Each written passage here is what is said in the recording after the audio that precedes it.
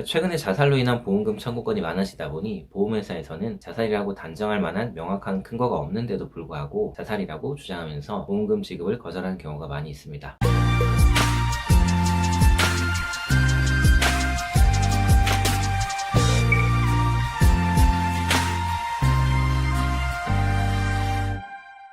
안녕하세요, 변집사입니다. 오늘은 제가 수행했던 판결 하나 소개해 드리려고 합니다. 자살 사건에 관련된 사건인데요. 돌아가신 분은 추락사고로 사망을 했는데 보험회사에서는 자살이라고 단정할 근거도 없이 보험금 지급을 거절했습니다. 저희가 의뢰받아서 소송을 진행했고요. 급격하고 우연한 재해사고로 인정을 받아서 보험금을 전액 지급받았습니다. 사고 내용에 대해서 설명을 드리면요. 이 사고는 망인이 10층 높이의 아파트 복도 계단에서 추락을 해서 아파트 옆에 주차장에 주차되어 있던 차량 위로 떨어지면서 사망한 사고입니다. 유족분들은 망인이 10년 전에 가입해놓은 생명보험이 있는 것을 확인하시고 보험회사에 재사망보험금을 청구했는데요. 보험회사는 이 사건 사고가 의뢰인께서 자살을 한 거다 라고 주장을 하면서 보험금 지급을 거절했습니다. 보험회사의 보험금 지급 거절 통보를 받으시고 사건을 의뢰하셨는데요. 저희가 의뢰받아서 사건 내용을 면밀하게 살펴봤습니다. 사건 내용을 살펴보니 망인은 모친과 함께 모친의 거주지 아파트 10층에 엘리베이터를 통해서 올라가셨는데요. 모친은 집으로 갔지만 망인은 담배를 피우겠다고 말하면서 복도의 계단에 있는 창문으로 가다가 추락해 사망했습니다. 보험회사는 이 사고를 망인의 고의 자살사고라고 주장하면서 그 근거로 몇 가지를 제시하였는데요. 첫 번째, 사고 당시에 복도 계단에 창문이 열려 있었다는 점, 그리고 두 번째, 사고 전에 망인이 사업 실패로 인해서 2억 원 정도의 빚이 있었다는 점, 그리고 세 번째, 망인이 사망 전 치유되기 힘든 질병으로 아주 오랫동안 치료를 받았는데 그 상태가 악화되었다는 점, 그리고 네 번째로 사망하기 4시간 전에 배우자에게 많이 힘들었지 이제 편안해라 라는 문자 메시지를 보낸 점을 근거로 망인이